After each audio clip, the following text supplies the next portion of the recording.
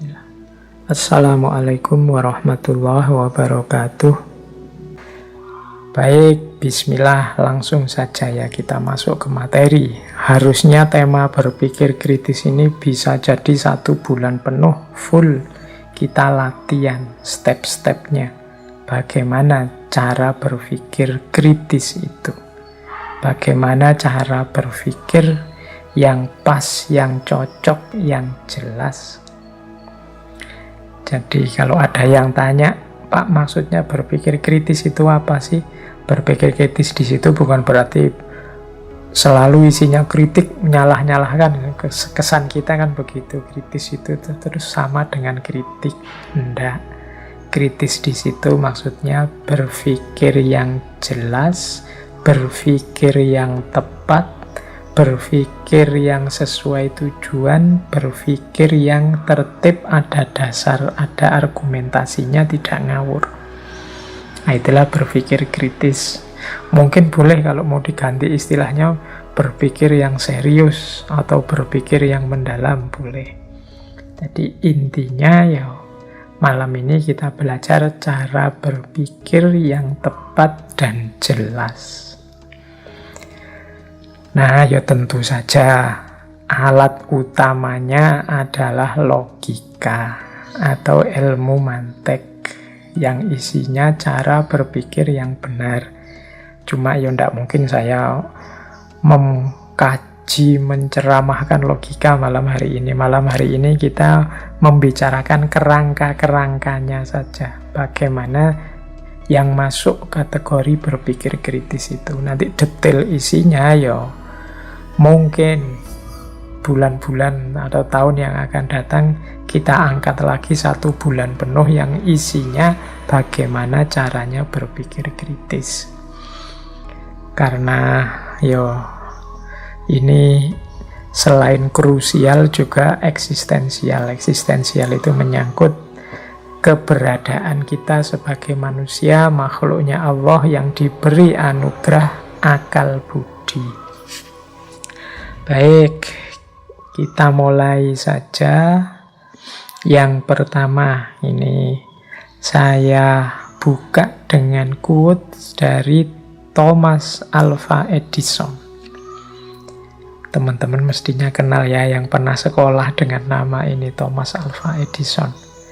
Katanya Thomas Alva Edison, 5% of the people think, 10% of the people think they think, and the other 85% would rather die than think.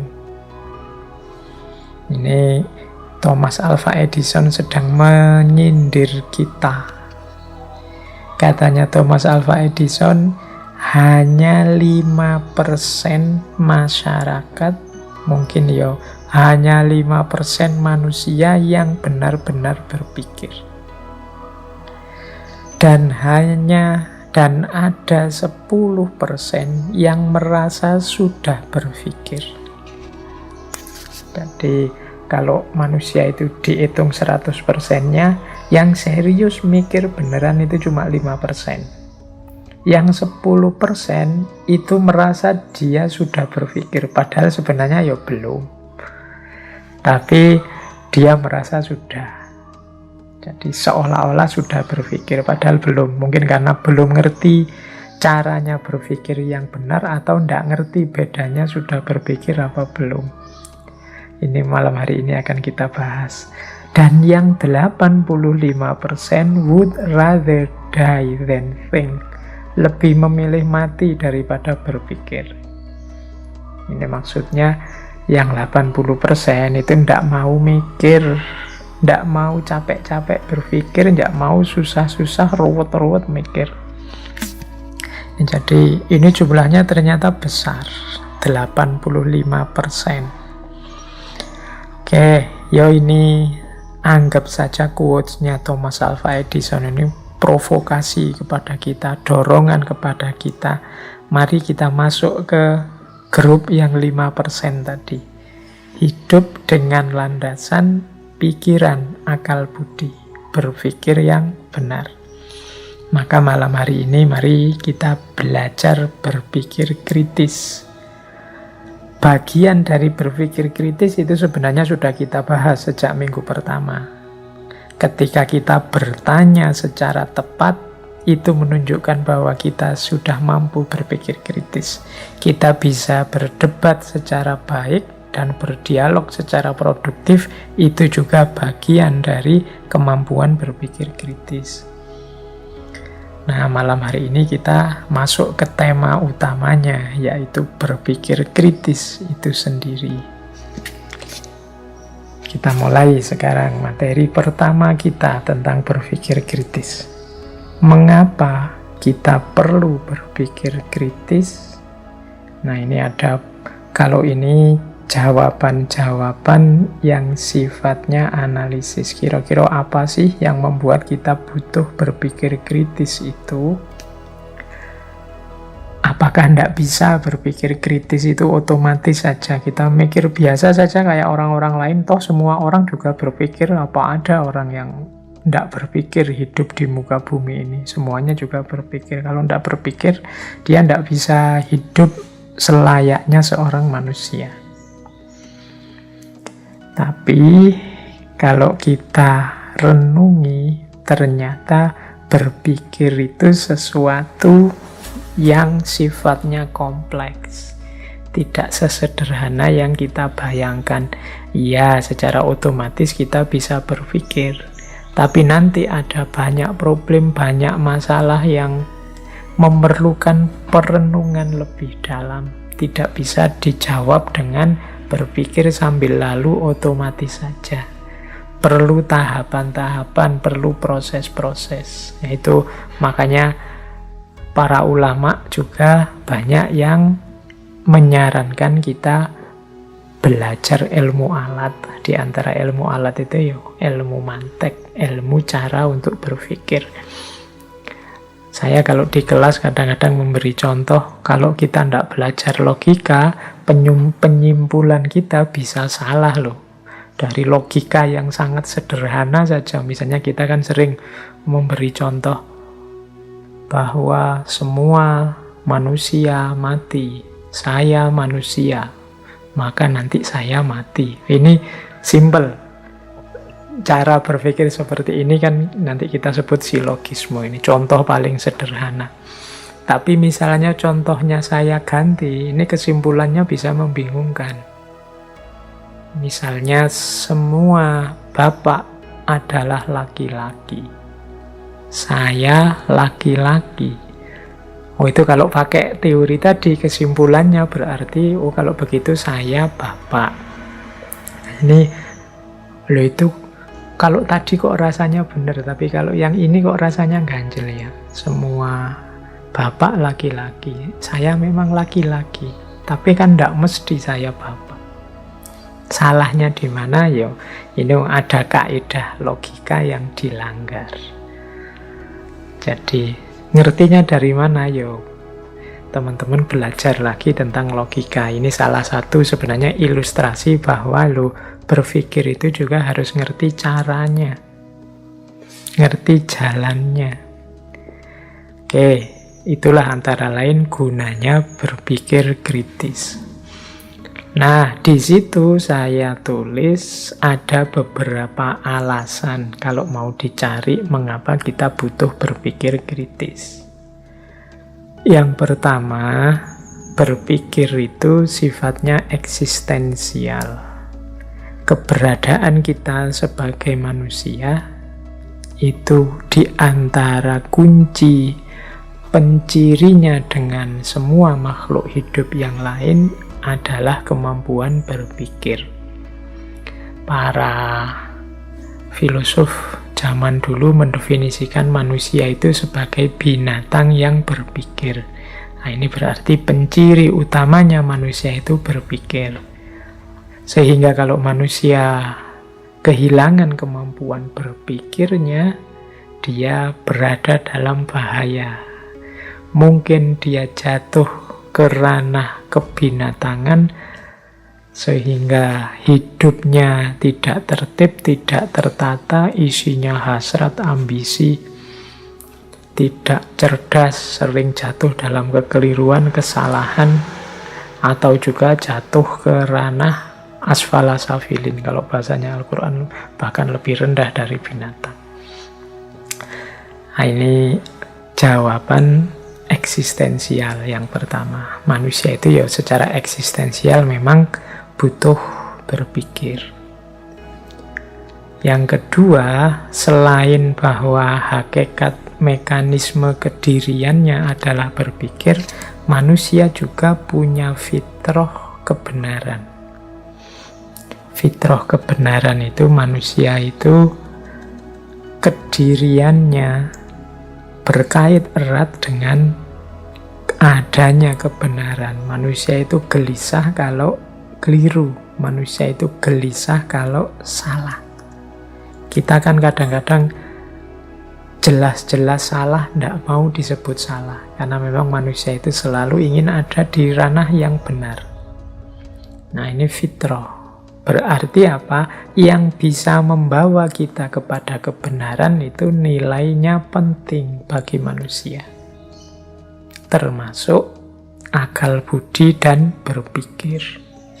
Jadi manusia itu secara fitrah ingin berada dalam kebenaran, sementara dia tidak selalu ada di sana, kadang-kadang juga khilaf dan salah.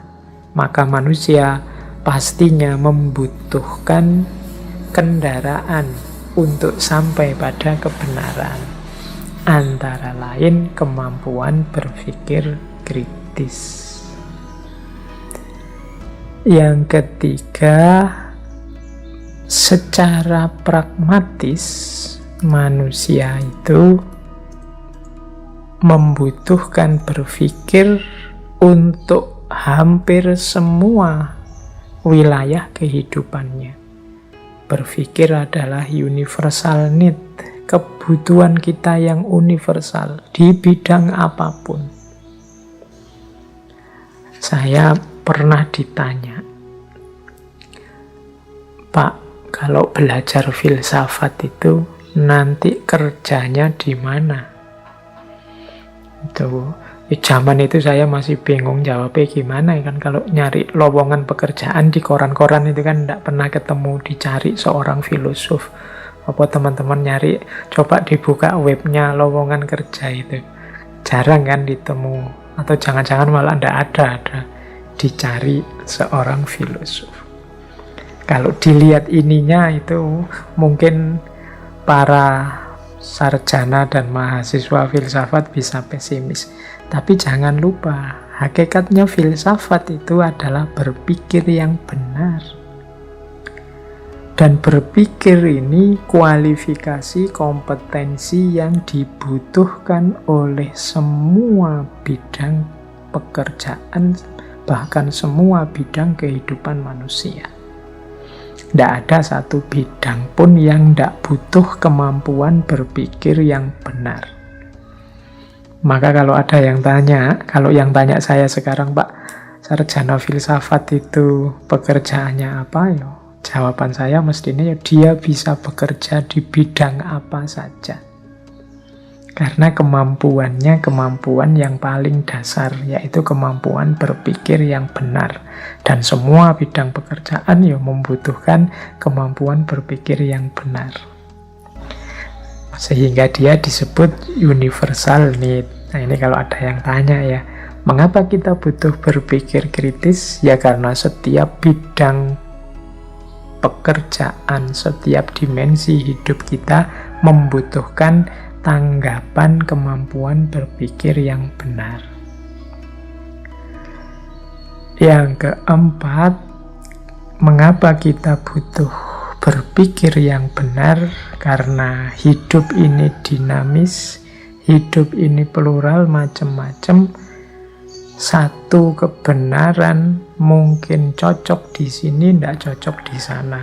Cocok sekarang, tidak cocok untuk besok. Sehingga manusia tidak bisa berhenti di satu titik kebenaran. Dia butuh terus-menerus mengolah kebenaran itu agar senantiasa sesuai untuk hidupnya. Berarti berpikir kritis itu kebutuhan manusia untuk beradaptasi dalam hidupnya.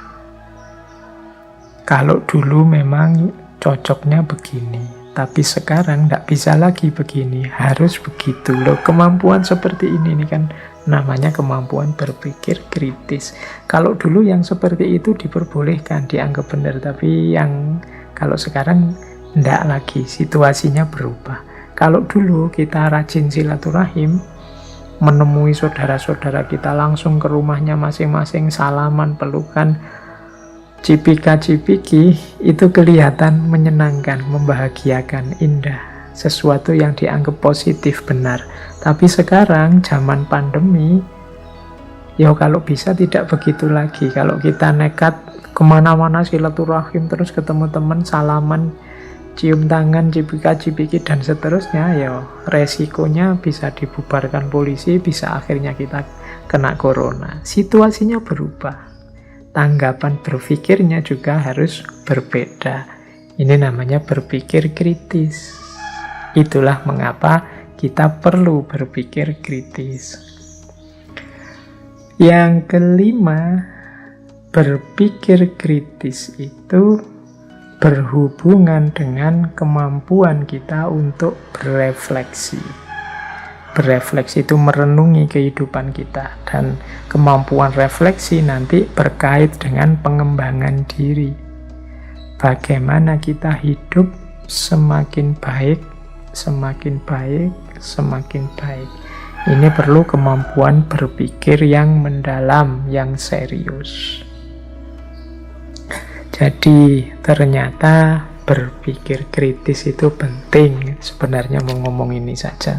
Saya yakin teman-teman juga sudah tahu kalau berpikir kritis itu penting. Tapi tetap saya sampaikan. Siapa tahu sudah tahu tadi hanya merasa sudah tahu. Padahal aslinya belum tahu. Kalau ditanya juga masih bingung. Baik, kita lanjutkan. Nah, sekarang karakter yang disebut kritis itu seperti apa sih? Nah, jadi kritis itu ketika seseorang mampu berpikir, kalau di situ saya tulis 6. Yang pertama logis, yang kedua objektif, yang ketiga independen, yang keempat komprehensif, yang kelima kreatif, yang keenam argumentatif.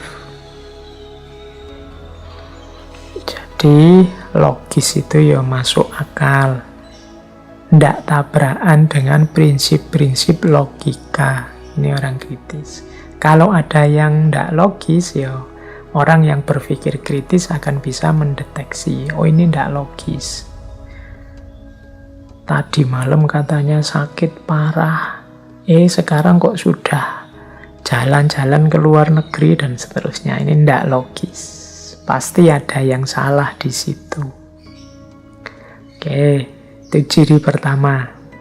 Jadi ini kalau akal kita terlatih dengan berpikir logika, insya Allah kita bisa mendeteksi ada yang tidak logis.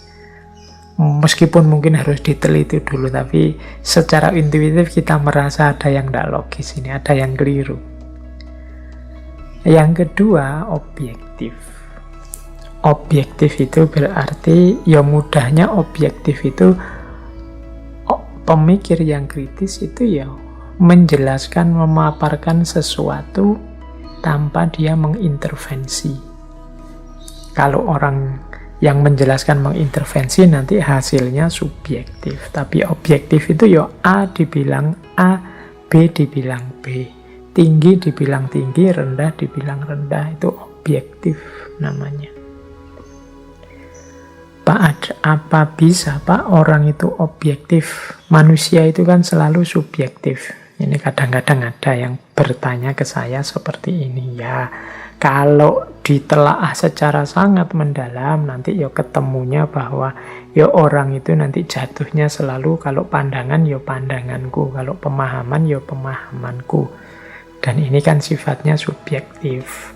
Tapi dalam prosesnya tetap kita harus mengedepankan objektivitas. Tidak boleh sejak awal. Kan subjektif itu tidak ada, atau ya berarti saya ngawur saja lah, kan setiap orang sesuai persepsinya. Nah, ini namanya sudah tidak objektif lagi. Bahwa nanti hasilnya ya sesuai persepsiku, sesuai pandanganku, yang mungkin tidak cocok dengan semua orang, tidak masalah. Yang penting sejak awal niatku adalah untuk menjelaskan seobjektif mungkin. Aku sudah berusaha untuk diriku tidak ikut campur dalam penjelasan ini, menjelaskan apa adanya. Nah, itu objektif. Bahwa nanti hasilnya ya agak masuk-masuk dikit subjektivitasnya, ya itu manusiawi. Tapi tidak boleh sejak awal niatnya niat subjektif. Pokoknya ini kan hakku, jadi aku menyimpulkannya suka-suka aku. Nah, ini berarti sejak awal memang tidak niat menemukan kebenaran. Yang ketiga, independen. Independen itu lanjutannya objektif tadi.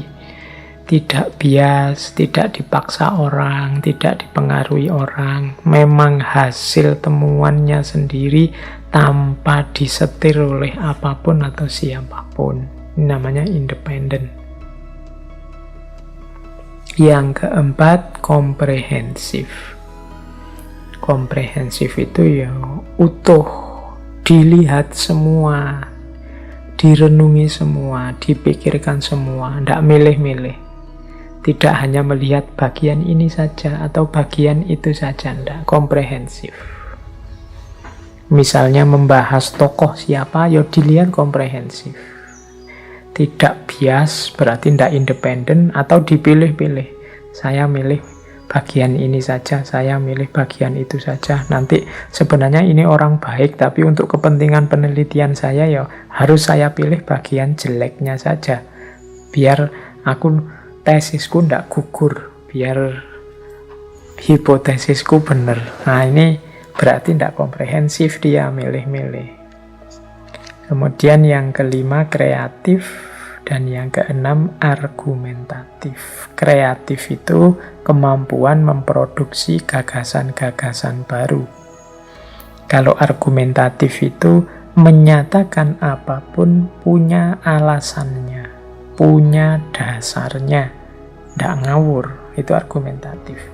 Jadi kalau teman-teman menyampaikan sesuatu, terus orang banyak alasannya apa, dasarnya apa. Nah, kalau kita bisa menjawab, berarti kita itu orang yang argumentatif. Bisa memberi argumen. Kalau ngomong berarti tidak ngawur. Kalau kreatif, itu biasanya mampu menampilkan konsep-konsep baru, temuan-temuan baru, gagasan-gagasan atau ide yang baru, yang jadi alternatif jawaban dari problem yang kita hadapi. Itu kemampuan, tergolong kemampuan kritis juga. Jadi ternyata kritis itu logis, berarti yang tidak logis tidak masuk kriteria kritis. Objektif berarti kalau sejak awal sudah tidak objektif, untuk kepentingan-kepentingan tertentu ya perlu dikritisi. Kalau sudah objektif, sudah kritis. Kemudian yang ketiga, independen, tidak bias, tidak penuh kepentingan di luar kebenaran. Yang keempat, komprehensif, melihatnya utuh. Yang kelima, kreatif. Dan yang keenam, argumentatif. Jadi kalau teman-teman ingin membangun diri jadi sosok yang kritis, kalau mahasiswa ya mahasiswa yang kritis, kalau pegawai ya pegawai yang kritis, tampilkanlah diri kalian sebagai sosok yang logis, objektif, independen, komprehensif, kreatif, dan argumentatif. Terus kita lanjutkan. Nah, ini beberapa catatan dulu sebelum kita masuk ke ciri-ciri dan lain sebagainya tentang berpikir kritis.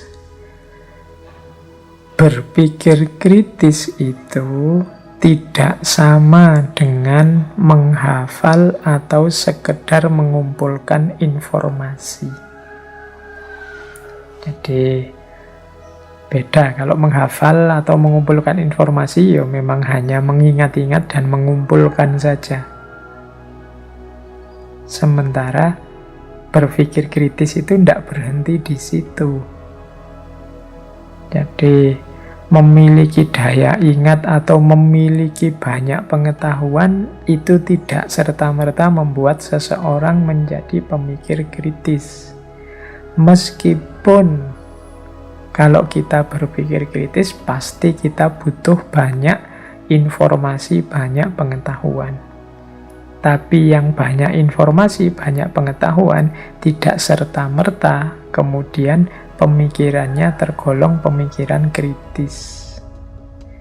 Pemikiran kritis atau berpikir kritis itu setidaknya cirinya 3. Mampu memilah-milah dan mencari sumber informasi yang relevan.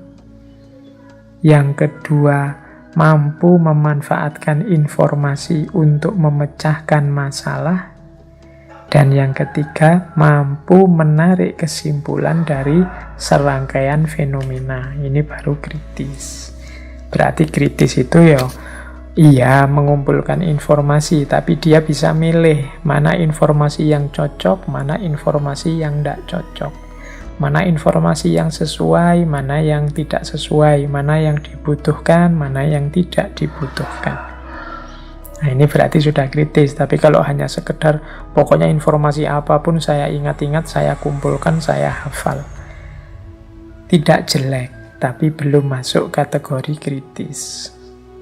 Dan ciri yang kedua, kritis itu berarti mampu memanfaatkan informasi untuk memecahkan masalah.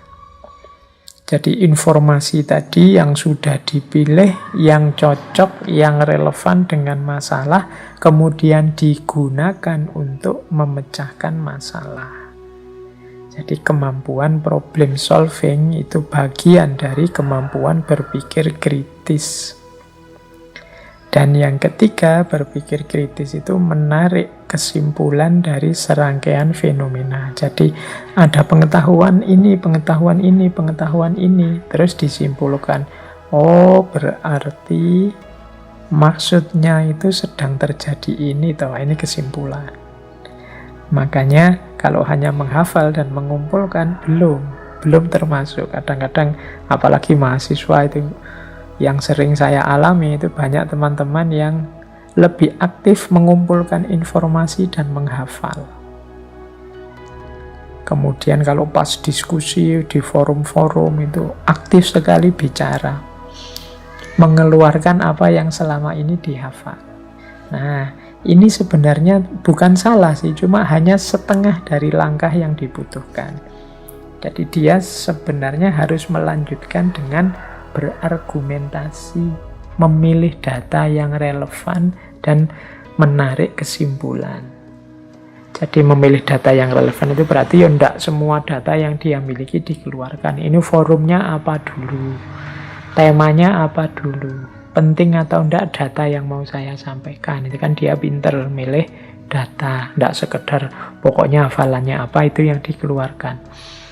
Kemudian yang kedua, mampu mengelola data untuk menyelesaikan masalah.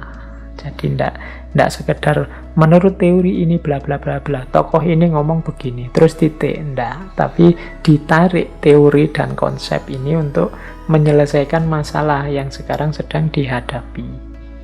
Ya tentu saja dengan pola tadi, kesimpulan. Oh, kesimpulan saya berarti orang sholat di masjid itu sekarang harusnya begini. Nah, itu namanya berpikir kritis.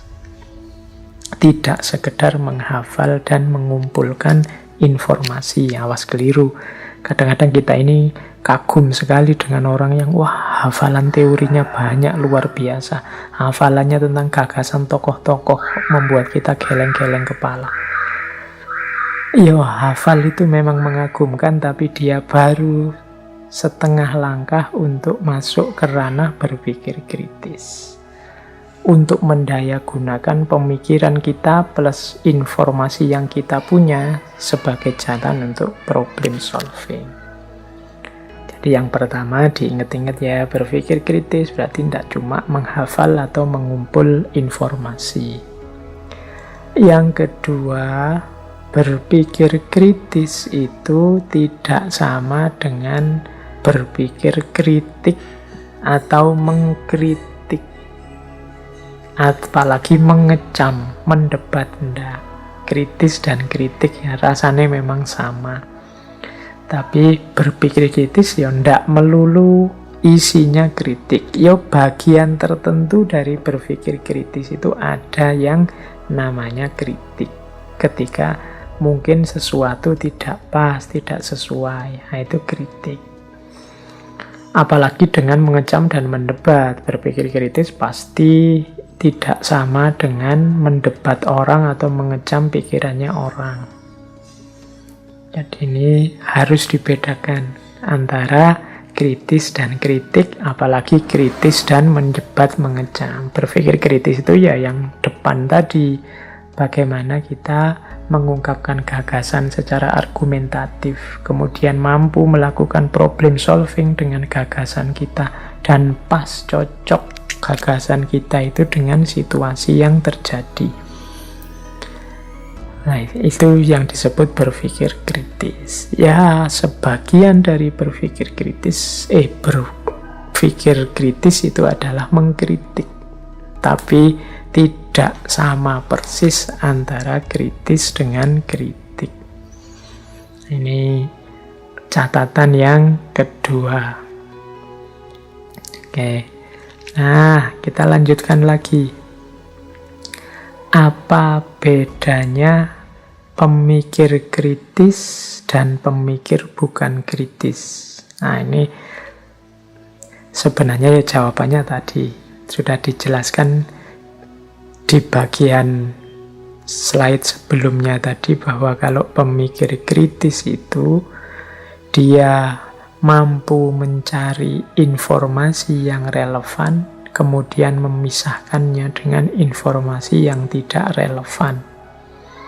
Yang kedua, dia mampu menggunakan informasi yang relevan tadi untuk menyelesaikan masalah, sehingga wawasan informasi yang relevan tadi tidak sekedar dihafalkan, diingat, tapi juga dijadikan jalan untuk problem solving. Itu kan tadi cirinya dua. Kalau yang tidak kritis berarti sebaliknya. Dia hanya pokoknya ada fakta, ada informasi, dikumpulkan semua. Semuanya dianggap sama pentingnya. Nah, ini namanya tidak kritis. Kalau teman-teman nanti mungkin nulis skripsi, tesis, atau disertasi, kemampuan mencari informasi yang relevan ini penting. Kalau kita tidak cerdas, tidak kritis mencari informasi, mungkin kita akan banyak keluar biaya, banyak keluar tenaga. Harusnya butuh data hanya 5, kita bisa mencari 10, 20. Karena kita tidak mampu menyeleksi sampai ketemu yang 5 tadi, akhirnya semua dikumpulkan saja. Nah, ini malah menyusahkan. Akhirnya kita keberatan dan nulisnya akhirnya lama. Karena kita tidak pintar mencari dan memisah mana informasi yang relevan dan tidak relevan. Ini menunjukkan kita kurang kritis. Cirinya yang bukan kritis yang kedua adalah tidak melihat, menangkap, atau mampu mengolah masalah inti. Ya karena dia hanya menghafalkan fakta, menghafalkan informasi, akhirnya tidak mampu mengelola persoalan, tidak mampu menyelesaikan masalah. Bisanya kan cuma reseptif, menerima informasi, menerima wawasan dari yang lain. Nah, ini juga ciri kalau kita teorinya banyak, konsepnya banyak, hafal hikmah-hikmah di mana-mana, tapi tidak bisa kita terjemahkan dalam kehidupan sehari-hari untuk menyelesaikan masalah-masalah kita, kemungkinan kita memang kurang kritis. Nah, jadi kemampuan kritis ternyata penting. Inilah bedanya pemikir kritis dan pemikir bukan kritis. Teman-teman boleh mengidolakan siapapun, teman-teman boleh mengikuti tokoh yang disukai siapapun, tapi semoga tetap kritis. Kritis itu tadi kemampuan memilih data yang relevan. Kok ada dari tokoh yang saya kagumi, Pak, ini beberapa gagasannya tidak relevan dalam hidup saya. Ya, diingat-ingat saja, tidak relevan itu bukan berarti salah. Tapi gagasan itu untuk situasimu hari ini, saat ini tidak cocok, kan itu saja. Mungkin besok kalau situasinya berubah, dia cocok lagi, sesuai lagi. Oke, jadi itu ya bedanya kritis dan tidak kritis. Terus sekarang kita masuk ke kompetensinya. Ini loh cirinya, kemampuan yang dimiliki orang-orang kritis. Makanya saya beri judul kompetensi kritis. Orang kritis itu orang yang bagaimana sih? Yang pertama, orang kritis itu orang yang mampu menggunakan fakta-fakta, data-data secara tepat dan jujur. Jadi, ada data, ada informasi, ada fakta, ya dipakai pas dan jujur. Tepat itu ya konteksnya nyambung, relevan, dan jujur. Jujur itu apa adanya, dia tidak manipulasi, dia tidak mengubah-ubah asal untuk bisa sesuai dengan situasi hari ini. Dia tidak mengubah-ubah. Ya memang faktanya pas, kita memilih data yang relevan seperti dijelaskan tadi. Itu kompetensi kritis yang pertama. Kemudian orang kritis itu yang kedua mampu mengorganisasi pikiran dan mengungkapkannya dengan jelas, logis, dan masuk akal. Jadi, yo gampang-gampangannya pinter bernalar, pinter mengelola pikiran, dan pinter menyampaikannya. Kemudian yang ketiga, orang kritis itu mampu membedakan antara pikiran yang logis dan valid dengan pikiran yang tidak logis dan tidak valid. Jadi orang kritis itu bisa menilai, oh ini masuk akal, kalau itu tidak masuk akal. Nah itu berarti orang ini punya kemampuan kritis. Banyak orang yang tidak bisa menjudgment ini masuk akal, ini tidak masuk akal itu. Mungkin karena terhalangi oleh ambisinya, terhalangi oleh idolanya, terhalangi oleh apapun, sehingga dia tidak bisa membedakan ini logis atau tidak logis, ini masuk akal atau tidak masuk akal, ini valid atau tidak valid. Nah, kemampuan ini menunjukkan kita kritis, kalau mampu melakukan yang seperti itu. Kemudian yang kelima, mampu mengidentifikasi kecukupan data. Ya kalau ini orang yang kritis itu bisa menentukan ini datanya sudah cukup apa belum. Alasan yang mau saya sampaikan ini sudah memadai apa belum. Nah ini kalau orang kritis mampu melakukan itu. Kalau kita kesulitan di sini ya berarti kita kurang kritis. Saya tidak bilang tidak kritis ya, karena insya Allah kita punya daya kritis di level kita masing-masing. Nah, di antara cirinya tadi mampu menilai cukup, oh ya, kalau alasannya itu cukup sudah. Argumennya itu, datanya itu menurut saya sudah cukup. Tapi kalau masih ini belum. Misalnya problem mengapa orang se-Indonesia sekarang mudah marah misalnya. Terus datanya hanya dari grup WA teman-temanmu sendiri. Di grup WA saya itu isinya orang marah-marah terus hari ini. Wah, ya kalau datanya seluas grup WA yang maksimal paling isinya berapa orang, mungkin belum signifikan, belum cukup untuk menyimpulkan sebagai dasar untuk orang Indonesia. Nah, oke, itu kompetensi kritis yang keempat. Yang kelima, mampu menyangkal argumen yang tidak relevan dan menyampaikan argumen yang relevan. Relevan dan tidak relevan saya jelaskan tadi ya, sesuai dan tidak sesuai, cocok atau tidak cocok dengan situasi saat ini. Argumenmu luar biasa sih, masuk akal ya, tapi untuk situasi sekarang tidak cocok, tidak sesuai. Hari ini orang sudah tidak percaya yang seperti itu lagi. Manusia hari ini tuh butuhnya apalah gitu ya kalau berargumen. Kalau tidak ada gambarnya mereka tidak percaya, tidak ada videonya mereka tidak percaya. Jadi kalau kamu hanya kata-kata sekarang tidak dipercaya. Atau begini, kalau hari ini itu engkau dianggap benar kalau followermu ya minimal 1000 lah, itu baru kamu dianggap punya power. Tapi kalau kamu tidak punya follower ya hari ini jangan marah kalau pandanganmu dibantah dan lain sebagainya. Ini namanya mampu menunjukkan relevan atau tidak relevannya argumen. Kemudian kompetensi kritis juga adalah mampu mempertanyakan suatu pandangan dan mempertanyakan implikasi dari suatu pandangan. Mempertanyakan itu ya mungkin setara dengan menggugat, cocok ndak itu, kok kamu berpendapat begitu, alasanmu apa? Wong menurut saya gagasanmu itu gagasan yang nanti hanya akan merusak kehidupan kita bersama. Nah, ini kemampuan mempertanyakan namanya. Kok kamu bisa posting seperti itu? Ini kan situasinya sudah keruh. Kalau kamu posting terus yang seperti itu, nanti tambah keruh, tambah panas.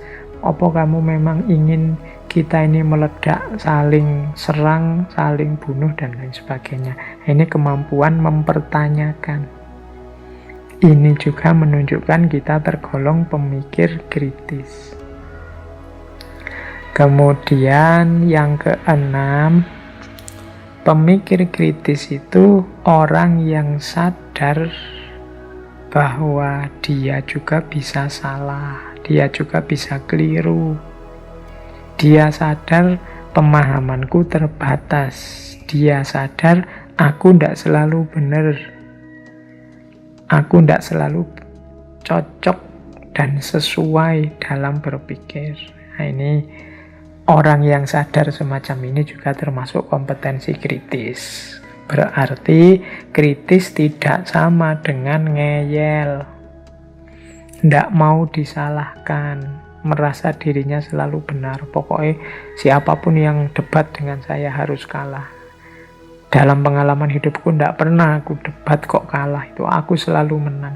Ini mungkin justru menunjukkan engkau tidak kritis, karena kita ini manusia. Wajar saja kalau kita keliru, salah. Kalau salah diingatkan ya diterima. Nah, ini kalau kita punya kualifikasi seperti ini ya berarti kita masih tergolong orang yang kritis. Oke, ini kompetensi kritis. Yo, mari kita tengok diri kita. Kita sudah punya kompetensi yang saya jelaskan ini apa belum? Kalau belum, apalagi ini teman-teman para akademisi, ya monggo latihan untuk kritis.